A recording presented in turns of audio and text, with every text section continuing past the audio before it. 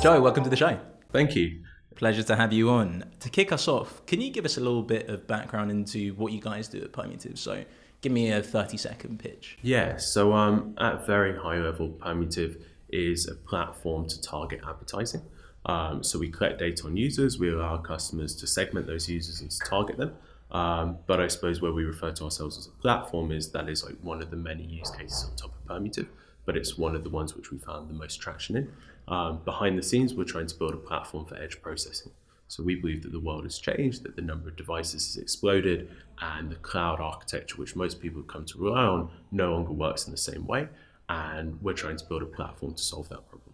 And how does the world look different if your mission is fulfilled a few years down the line? So if you look like 10 years ago, the world had like 500 million devices. The cloud makes an awful lot of sense. Then fast forward 10 years and we have 15 billion. Fast forward another 5 years and we'll hit about 100 billion. And in essence, the cloud has started to become overwhelmed. So these devices generate huge volumes of data, but we discard most of that data because the cloud is too slow to process and keep up with it.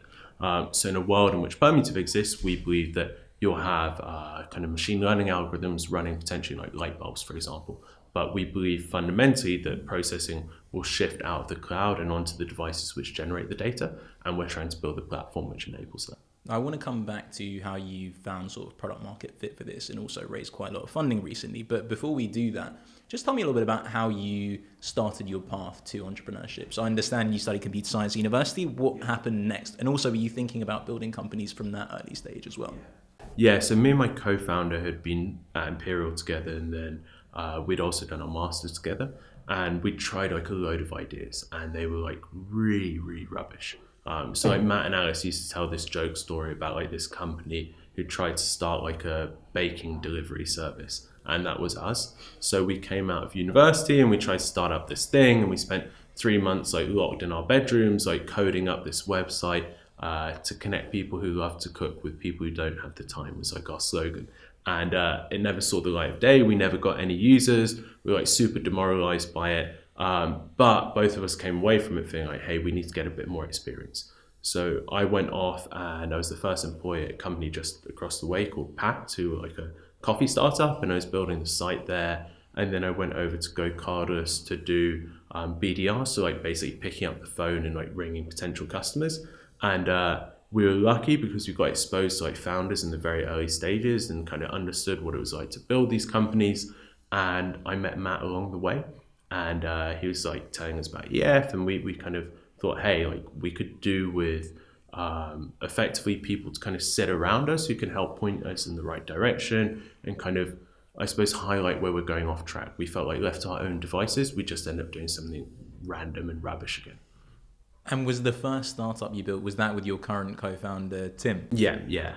So we tried like numerous things before, and like, I don't know, we'd order a load of pizza and be like, yeah, we'll stay up all night coding. We'd eat the pizza, we'd give up on coding, and we wouldn't build anything. And then, we tried to start like our company after university. That didn't work out. And then we joined EF together, and that's where we started Permutive.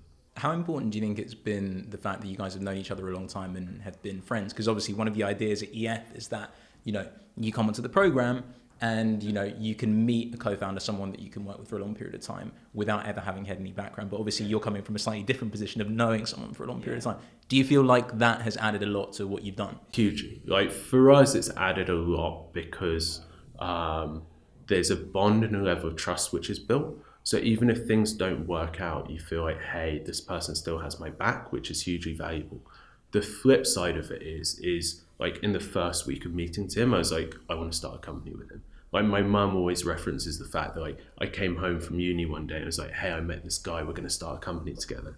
And like that was in my first time at Imperial. So I do believe that like those bonds can be built very quickly. But for us, I think like the history of friendship provides a little bit more I suppose it solidifies the relationship slightly more.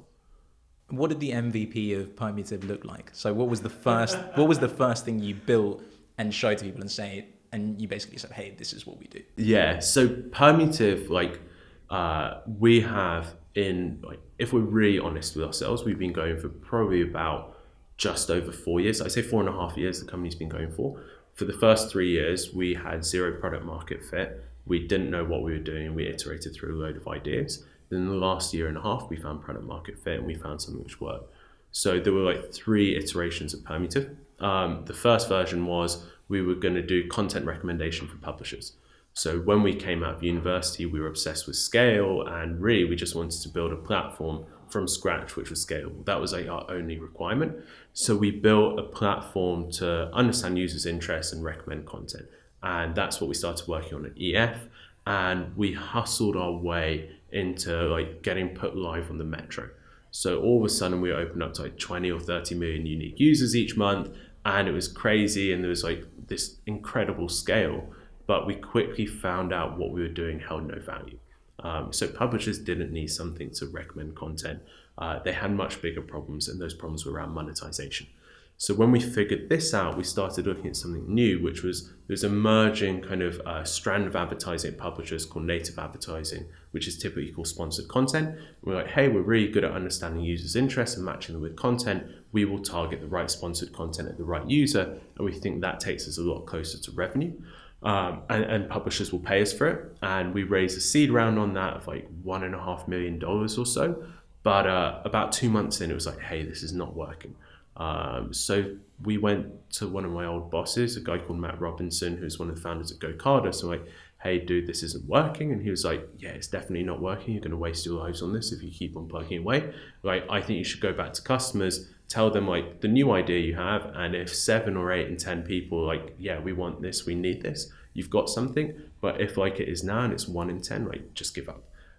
So we did that, and we had like this idea around giving publishers a data platform which they could use to understand their users and target content and advertising and a whole range of different kind of bits and pieces. And we went out and we pitched it, and initially it was like 5 and 10, and then by the time we got to like 50th or 60th, we were getting like 8 and 10 people being like, hey, we want this. So in February 2016, we were like, cool, let's like double down on this. We scrapped everything we were doing. And then we basically just started to kind of scale out from there. So after about 9 months or so, we came away with like some really solid case studies, and we understood what we were doing. And then by the end of like 2016, we had like non-negligible recurring revenue, like somewhere around like 150 grand. And then from there it was just crazy. Like we 10x revenue, then we like doubled revenue in like 4 months. So it's just been like this very crazy trajectory from there. But that was like the third and final iteration of Permutive, and I'm sure it'll go through like a lot more. Were there any moments in that process where you really had doubts about whether it was going to work? Yeah. So like after we raised money, about a month after it, we were like, holy shit, like this is not working. Like we do not have a company, we don't know what we're doing. And we kind of went into this period of lying to ourselves, like 3 or 4 months, which was like really hard. So it took Matt like really shaking us to be like, hey, we need to really reevaluate what we're doing, or otherwise we're just wasting time and other people's money. Have you guys developed over time a sort of a board of advisors? So obviously you have people who have invested money in you, but do you have sort of other close friends within the startup community, like Matt, for instance, who you go through advice and say, hey, like we think this isn't working, or what do you think about this? I mean, I think that is like the single most valuable thing we've done. Is like we probably have at any point in time like 4 or 5 people who we're in very close contact with. So Matt is probably like once a month, but then we're speaking to him probably like once a week with random questions. So it might be something as daft as like, hey, do you share salaries with all of your employees? And we will ping that over to him. And there are a few others like him. So like Hiroki from GoCarda as well, we ping a lot. And then we picked up an angel investor, a guy called Ali Mitchell, who then went on to be our chairman and then led the round into our Series A round. But what happened with him was like, when we pivoted in February like 2016, he started hopping on a call with us once a week for an hour. And he would just grill us on sales and like where we were. And we'd talk through our problems, and he'd fly over to the UK every 3 months or so, and we'd sit down and we'd talk. And having that was like transformational, of like having someone else who was speaking to about the company, who wasn't in the day-to-day, who could kind of step out of it and point us in the right direction, was just like enormously valuable. And it stopped us from feeling like we were doing it alone, and really like I'd say almost all of it was Matt is the reason why we figured out we were working on something wrong, and Ali is how we figured out how we figured out the right thing to work on. So without them, we just wouldn't have got here. And in terms of the process of funding, so you've obviously raised a couple of rounds now and just closed the Series A. What things have you learned in the process, and what would you advise a new founder who's about to go and raise their first seed round, let's say, about the process, given your experience? Like traction trumps everything. Of like, you can have the world's best narrative, whatever it is, but like fundamentally, traction is the thing which is indisputable, and like that growth curve just changes everything. Without it, you have to tell a much more challenging narrative, and you have to kind of conjure something up out of nowhere. Whereas like real proof points like change everything. And from my perspective, like when we went out to raise our seed round the first time, so we actually tried to raise a seed round before. So we went out to Y Combinator. So after EF, we went out to raise our Series A, our seed round, and during that process, we were able to raise a seed round. And that was entirely based upon narrative because we had zero traction. And that narrative was something Matt and Alice like had written for us. Then we went out to YC and the company like just wasn't working out. So like we were no longer on a good trajectory. It's really hard to build a narrative. It was really hard to raise our seed round because we didn't have any clear traction and we didn't have a very good narrative. So that took us like probably 6 or 7 months. Whereas coming out of EF, it took us about a month and a half to raise our seed. And then this time raising Series A was like 2 months because the traction was so strong. And I think like the narrative helps a lot with it, but to us, like that revenue curve just trumps everything else. Is that sort of storytelling process something that comes naturally to you or your co-founder? And if not, is it something that you feel that you've kind of had to learn and have learned well in the process? Yeah, it's not something we had before. So we've learned it. And like EF taught us pretty much everything about that. So we learned a lot from EF about how to tell a story and how to tell a narrative, and that has stuck with us. So like the way we pitch in sales, the way we go out to fundraise, it is all based off like what we learned at EF. And what advice would you give to sort of current founders who are trying to frantically piece together a story to tell investors right now? I'm sure there are a few listening or who will be doing this in a few months down the line. Yeah, I mean, like the narrative we use is like that typically like flippant one of like, hey, we're laser focused on this tiny little niche. Look how much we destroy this niche. We're the best thing in the world. Our growth is crazy within it. And oh, by the way, like the world has changed really massively. And whilst we're killing it in this niche, we can do exactly the same in all these niches. And all of a sudden, like that $100 million company could be $1 billion or a $10 billion company. And that is kind of the narrative which we tell. And it's also the narrative which we believe, right? I think like for us, probably the most important thing in building Permutive has been focus. When we like finally decided to focus on one tiny thing of like targeted advertising and do it really well, from there, like all other goodness came. And now we're able to build something which we believe has much bigger implications than that first problem we focused on. And to what extent have you been able to keep that narrative consistent as the company has developed? So specifically as you brought on new people and brought new hires, obviously the narrative, the internal narrative and the external narrative is a really big part of building the culture that you want. So how have you and Tim gone about sort of being conscious about the internal narrative and culture building at Permutive? That's a really good question. Like I think our vision for where Permutive goes has adapted as we've figured out new problems and solved new challenges. So like originally it was just like 2 people saying, hey, we want to build a really big platform for data processing. That was it. And it was vaguely attached to this notion of personalization. And in a very roundabout manner, we've gone about trying to solve that problem. And as we've gone about solving it, like the people who work at Permutive have come up with their own ways of solving those problems. And because of that, they then feed back into what we're doing and the culture and everything adapts around it. And I think going back to the previous point on fundraising, the really nice thing about fundraising is it allows you to step back and just say, hey, like, what is it we're really building, and get some clarity on that, because it does change as time goes by. And like the fundraising round allowed us to step back, and now it's very clear to us where we're trying to go. And we know like long term what it looks like, but the path to get there is like so different and varied, and maybe we'll end up on a different path. But to us, like, I don't think we necessarily believe that founders like shape culture in such a dramatic way that other people might believe. I think for us, what we found is like everyone who joins the company will shape and change that culture in their own subtle way. And different people attach to the vision for different reasons. Like engineers care about solving like a meaningful problem of scale, but there are other people in our team who are just like really ambitious people who want to demonstrate that they can build something large. And there are different ways in which people attach onto that, and we don't try to control that too much. So I think like for us, we know where we're trying to go, and the people who come will be attracted to an element of that, but also they shape that themselves. And it's a fairly odd process we found. So you're a team of 12 now. I imagine a good chunk of the hires you've made will have been good ones. I imagine there also might have been some not so good ones. What mistakes have you made about hiring in the last few years that you've learned something important from? Yeah, I think for us, a couple of things. I think there are mistakes we made in hiring. There's also a lot of mistakes we made in onboarding. In terms of hiring, I think it's taken us a long time to figure out what makes someone a good cultural fit at Permutive. And that process has taken us an awful long time. And we've made mistakes where we haven't understood what makes us what makes us special.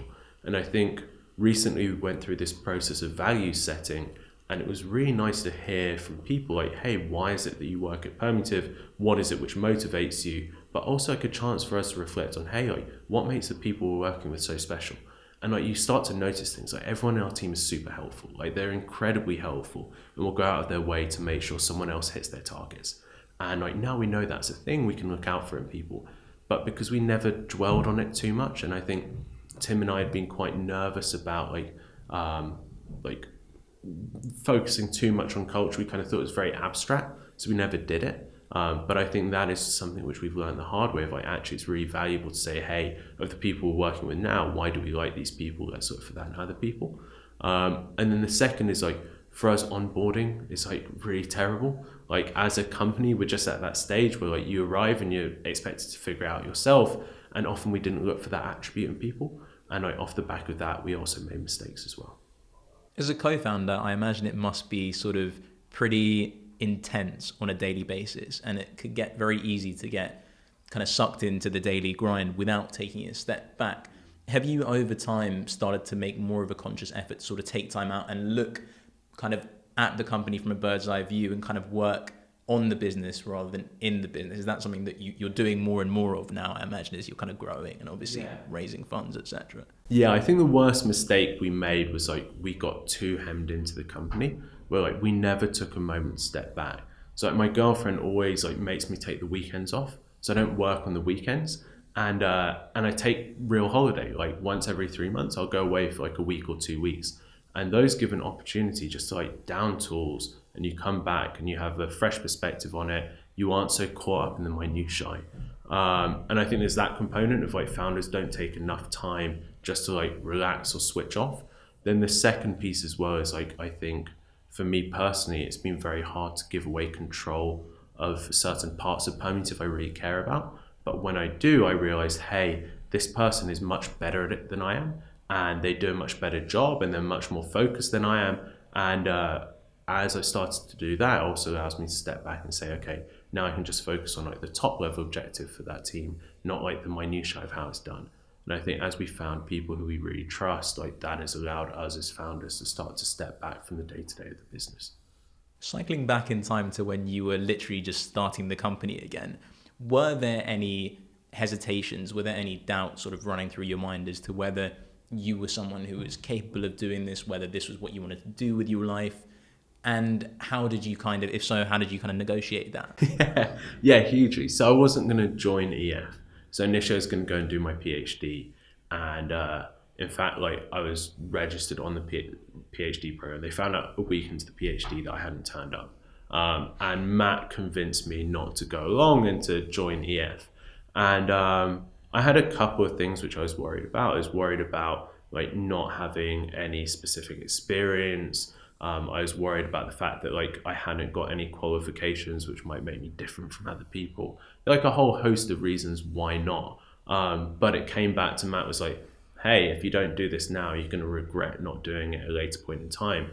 And I could just see in my mind this path in which I always put off starting a company, but it's what I always really wanted to do because I felt like it was the only opportunity you'd have to create something from scratch, and that was super exciting. Do you remember the earliest time you thought to yourself, I want to start a company? Yeah, with Tim. So we used to watch these videos of there's a company called 37 Signals who make Basecamp, and they used to have this video where they'd have their MacBooks and they'd go into like their warehouse space and go up in this lift, and we used to watch and be like, holy shit, this is what we want to do, this is amazing. And so like from that point in time, we always like, we want to start a company. I don't think we realized until later on, like, hey, this is the type of company we want to start. We're just obsessed with the notion of like creating an environment which we would want to work in. And now zooming all the way forward again, we've just been speaking about everything you've learned sort of through Permutive in terms of the hiring process, fundraising, finding product market fit. But on a personal level, what have you most learned about yourself during the last 4 years of building Permutive to where it is now? That's a good question. A whole like host of things which are good and bad. I suppose for me, I've started to learn where I am good with my time and the things which I do well and the things I do badly. And for me personally, I've started to learn like the environments I work well in. So for example, in order for me to be productive, I need long periods of time on my own. Like that's my personality type. I've learned like there are certain situations I'm really good in. Like I'm very good at like pitching and building relationships with people. But I suppose like the skill which I've learned and the thing which I've come to value most is just being able to be reflective. So being able to take a step back and like really learn from the experiences. And I think like that's probably a skill which I've found that I have, which has been like valuable to this whole process. And if you were to finish up with, if you were sitting down with someone who is on the fence about starting a company, rather than giving advice, which I think can sometimes be a bit difficult, general advice and usually a very specific context, what questions would you ask them? Or what questions would you get them to ask themselves? Yeah, I suppose like for us, it was like if I was to ask, to be honest, it was actually the question Matt asked was like, would you regret it if you didn't do this? And for us, that was like the big one of, I knew deep down that we would regret it. And like, I really believe in that regret minimization principle of like, hey, you should always make decisions which are going to minimize the regret you feel at a later point in time. And for us, that question then opened up a whole host of other questions in my mind, but allowed me to work to that final conclusion of like, yeah, this would be the thing I would regret most. If I didn't do my PhD, would I regret it in the same way as not starting a company? And I played forward like a scenario in which it was like other friends had gone and done it, and then I would see them doing that. How would I feel? It's like, yeah, I wish that was me. Yeah. Great. Well, Joe, thanks so much for coming on the show. It was a real pleasure chatting to you. Cool. Thank you.